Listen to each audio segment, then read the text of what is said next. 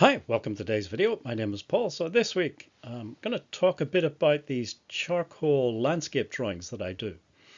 And you can see an example on screen. Before we get started, just a couple of things. Number one, bit of unashamed personal promotion. I do have a new online course dealing with these charcoal landscapes. There's details in the description box below this video, anybody's interested. The other thing is the format of the video has changed a bit. The way I used to record videos is probably no longer available due to technical issues. So I'm trying to keep costs for this YouTube channel to a minimum. So I don't want to buy new equipment. Therefore, I'm trying different things. It's kind of forced this change of format a little bit. I don't know about live recordings, whether or not I'll be able to do those in the future. We'll have to see how things go. But I say at the moment, at least for this video, we'll try this different format. Okay, that's enough of that. Let's get on with the video. So I say these charcoal landscapes. So the way I think about drawing and painting for that matter as well is we're creating flat two-dimensional shapes on flat two-dimensional surfaces. In the case of charcoal, it's usually paper. So when we draw a person, a still life like some flowers, a tree, a landscape, of course, we're not actually creating people or flowers or landscapes. We're just generating or creating shapes which our brain interprets as things from the real world. So when you think about drawing and painting in that way, the next maybe logical question is, okay, well, how do we create these shapes? How do we define the shapes? And for me, there's at least sort of two ways of doing that. So the first way, and you can see this, the image on the left, the tree, is to use just values. So if you look at this drawing carefully, you'll see there aren't really lines in the drawing in the sense of outlines. Usually with drawing, people think if you draw an outline and then maybe you add some shading or some color within the outlines that you've created. This drawing on the left doesn't have that. It's just values. So you're taking a piece of charcoal, turning it on its side and creating shapes just using the values. In other words, you have the black of the charcoal against the white paper, and that's how you're defining the shapes.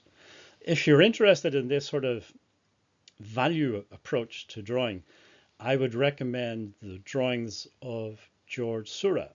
Seurat is usually labeled as a neo-impressionist painter, and he's famous for doing the paintings with the millions of little dots, the pointillism or divisionism. But his drawings, he has a very unique drawing style using Conte pastels on quite a rough textured paper, and created a very unique style of drawing. But anyway, you have that sort of value approach to drawing. The image on the right is different. I am using outlines, at least for some of it. For the rocks, I'm using outlines. So this is a drawing of a dolmen. These are sort of Neolithic, maybe Stone Age or Bronze Age monuments that have survived through thousands of years. And they were, as far as I know, originally tombs, graves, single graves. Probably, I guess, for somebody special, a chieftain or something like that. I don't think your average Joe would have got such a grave. It would have taken a lot of effort. They had these sort of standing stones, and then they put a huge capstone on top. How they got that, how they did that, I have no idea. Because, of course, they didn't have any mechanical help, any machinery. But anyway, they did this, and they probably covered them in earth and smaller stones. So it would have looked like a kind of artificial hill, maybe with a small opening in the side and the grave at the center. Over the thousands of years, the earth and the smaller stones have been eroded away, and we're just left the sort of the skeleton, if you like, the bigger stones. But anyway, the point is to define the shape of these stones. I used an outline, just using the charcoal, create an outline, and then added a bit of shading on top of that. So those are sort of two different approaches that I have to drawing, but in both cases you're creating shapes, and it's those shapes that our brains interpret as things from the real world.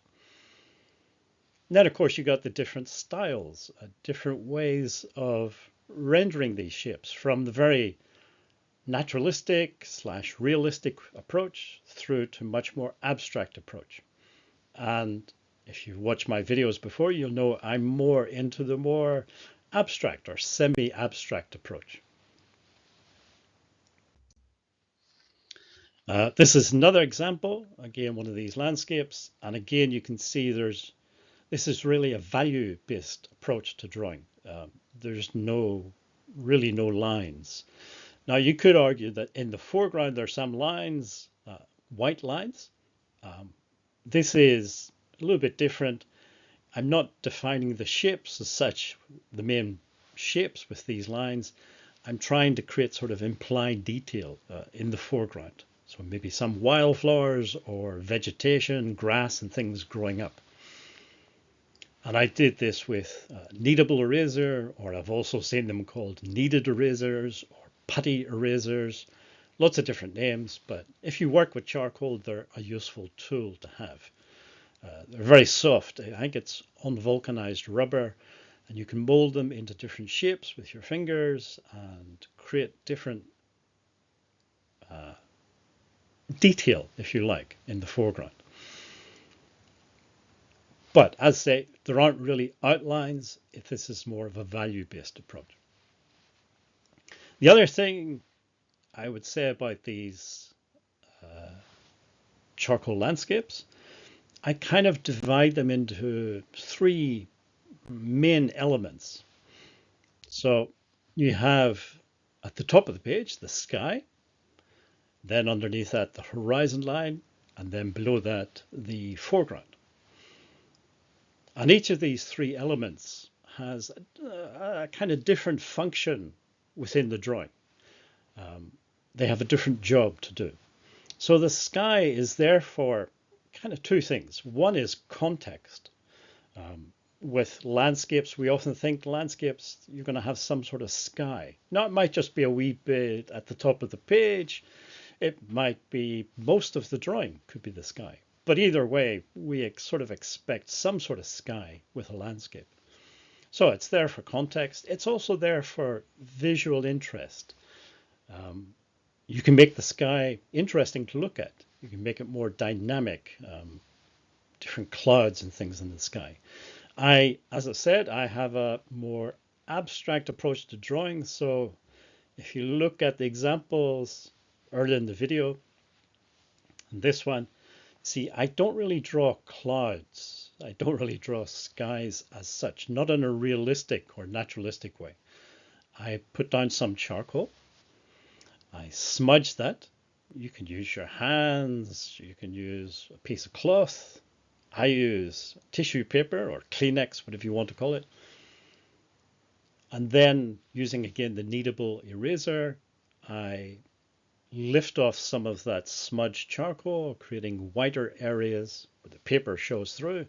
I kind of suggest whitish clouds against a darker sky. I say I'm not actually drawing real clouds, and I'm not even attempting to. It's just something that suggests a sky and clouds. The horizon line for me, the function of the horizon line, it's an important part of my drawing style. I tend to emphasize the horizon line more than most people would. Most people, the horizon line is just simply where the sky and the land meet, and that's it. There's nothing particularly special about it. Whereas if you look at mine, the darkest values in the drawing is often in the horizon line. So I'm emphasizing that horizon line. To me, it symbolizes, and I sort of mentioned this before, it symbolizes different things. The horizon line it could be seen as a boundary between what we are aware of, what we know, and everything beyond that, beyond the horizon line, sort of beyond the horizon, which could be exciting and new and different. It could be scary. It could be frightening and different, depending on your point of view. But it does symbolize that sort of idea. It's the limit of our experience in life and what's beyond that. So there's a little bit of symbolism in these drawings as well, and that's sort of what the horizon line means to me. So that's why I sort of emphasize it and why I put darker values. I keep using this word values. If you're not aware, values are just like, if you imagine just the grayscale. So no colors, just grayscale. If you have different colors like blue, you could have different types of blue.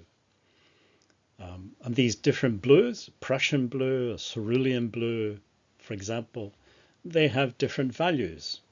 Prussian blue tends to be very dark blue, almost black if you just squeeze it out of the tube. Whereas a cerulean blue is a much lighter blue. It has a lighter value. So that's just what I mean when I'm talking about values. With charcoal, of course, we don't have color. We don't have that extra dimension to play with, but also we don't have that extra difficulty because everything's just grayscale. It's a little bit easier to work with. You don't have to worry about color schemes.